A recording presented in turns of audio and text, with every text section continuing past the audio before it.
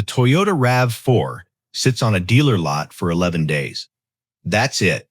11 days and somebody's driving it home. The average new vehicle in America sits for 75. So when you walk into that showroom, you have zero leverage. The salesman doesn't need you. There are 3 more people coming in this afternoon.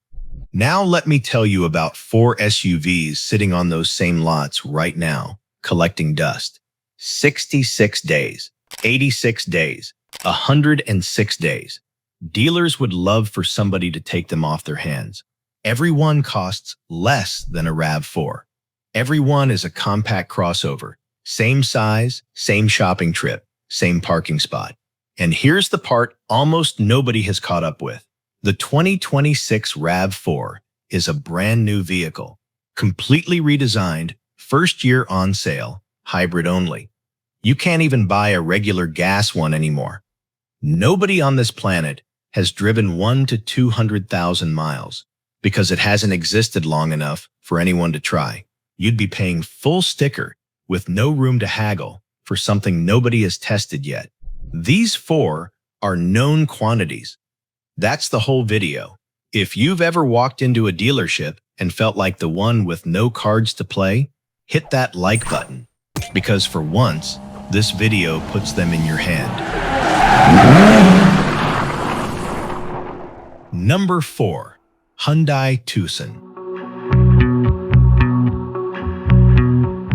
29,450. That's nearly 4,000 under a RAV4. It's been sitting 6 times longer than the RAV4 has. There's a rule of thumb the dealers know and buyers don't.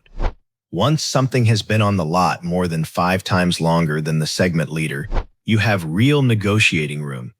The Tucson clears that without breaking a sweat.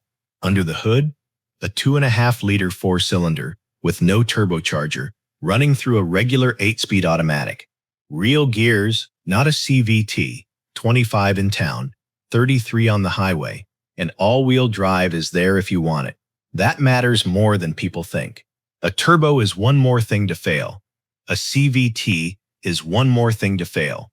Fewer parts, fewer headaches at year 12. Then there's the warranty, and this is the big one. 10 years, 100,000 miles on the engine and transmission. Toyota gives you 5 years and 60,000. That's double the coverage on a cheaper vehicle. It's an IIHS Top Safety Pick Plus. J.D. Power scores it 83 out of 100. The seat height is comfortable, the door opening is wide, and Hyundai kept actual knobs for the climate controls instead of burying them 3 menus deep. The honest catch: Hyundai and Kia had serious engine trouble about a decade ago that cost them billions to sort out. This engine is a different design, and the record is much better. But buy recent and get the service history. Number 3. Kia Sportage. 28,790. The cheapest thing in this video, and 4,500 under a RAV4. Mechanically, it's the Tucson's twin. Same engine, same 8-speed, same 10-year powertrain warranty, same Top Safety Pick Plus. So why is it ahead? 2 reasons. It's sitting worse, almost 8 times the RAV4's supply against 6 for the Tucson. More dust on the hood means more room on the price.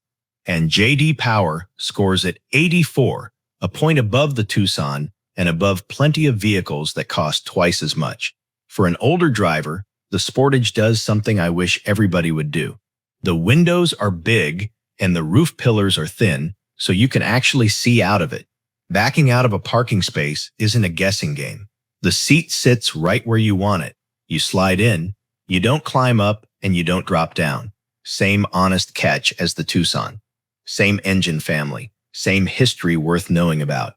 But you're getting 10 years of coverage for less money than anything else here. Number 2. Honda CR-V.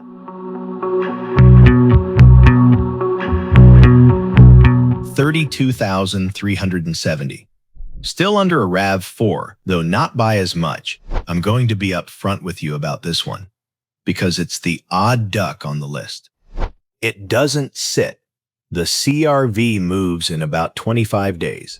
So you won't walk in and name your price the way you can with the other three. And it doesn't fit the simple mechanics argument either. The base engine is a 1.5-liter turbo, and it runs through a CVT. So why is it number 2?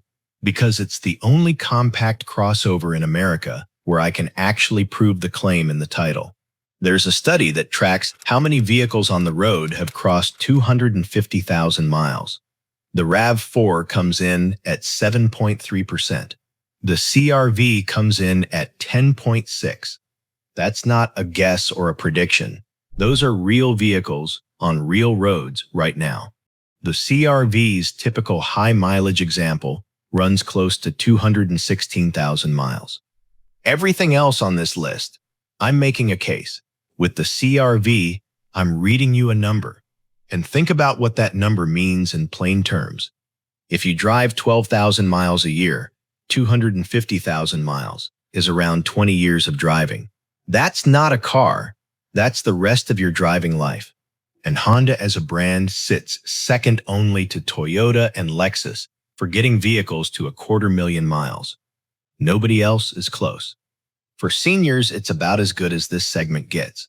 The step-in is the lowest here. The doors open nearly square. The cargo floor is low enough that you're not lifting groceries over a ledge, and the visibility is excellent. The honest catch, beyond the two I already gave you, Honda had an oil dilution problem on this turbo engine years back. They sorted it by 2021. Anything newer is fine, but that's why I'd stick to recent model years. Number 1. Mazda CX-5. 31,585 with delivery, under a RAV4, and all-wheel drive is standard. Not an option you pay extra for, standard. And this one isn't here on an argument either. It's here on 2 independent scorecards. Consumer Reports rates the CX-5 83 out of 100 for reliability. The RAV4 gets 81. The Mazda wins. J.D. Power looked at 10 model years, from 2016 through 2025. The CX-5 landed in their top category 8 of those 10 years. The RAV4 managed 4, not because Toyota builds junk, but because the Mazda was excellent almost every single year, and that kind of consistency is exactly what you want in a car you plan to keep for 15. The setup is beautifully old-fashioned, 2.5-liter 4-cylinder, no turbo. A plain 6-speed automatic with 6 actual gears. Nothing experimental, nothing that needs a software update to shift properly. Owners will tell you it's close to bulletproof, and the scores back them up. Now, why is this thing sitting on lots longer than anything else here? 106 days, nearly 10 times the RAV4. Because it doesn't come as a hybrid. That's the whole reason. Gas prices climbed. Every shopper went looking for a hybrid badge, and the CX-5 didn't have one. Sales fell almost 18%. Mazda has a hybrid coming, but it isn't here yet. Sit with that for a second. The highest scoring compact crossover in the segment is gathering dust because of a feature you may not even need.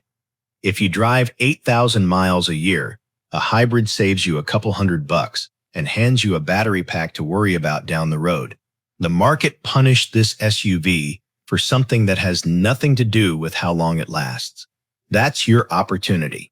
The honest catch: fuel economy is ordinary without a hybrid, and Mazda dealers are thinner on the ground than Toyota dealers. Check what's near you before you fall in love.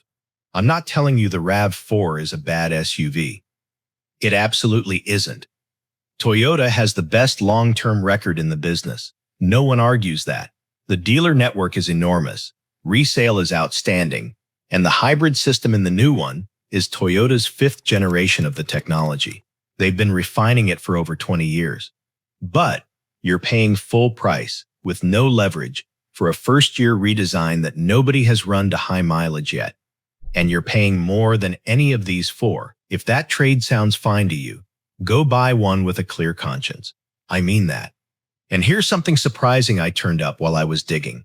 In that 250,000-mile study, The RAV4 hybrid actually scores a little better than the old gas RAV4 did.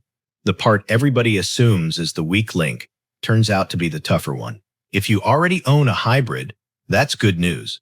So here's where it leaves you.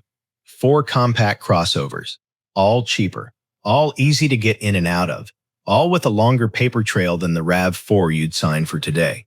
And 3 of the 4 have been sitting long enough that the dealer will genuinely negotiate. One last thing, and it's worth more than anything else I've said. When you walk in, ask how many days that exact vehicle has been on the lot.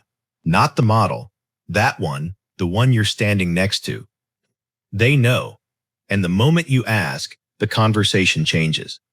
Now do me a favor. If you've ever owned a car that rolled past 200,000 miles, tell me in the comments what it was and what the odometer read the day you finally let it go. I read every single one, and they're the best part of my week. And if this saved you a few $1,000s or just gave you something to think about before you sign anything, subscribe and tap the bell. I go digging through this stuff every week, so you don't have to spend your evenings doing it. Take care of yourself. Drive safe. I'll see you in the next one.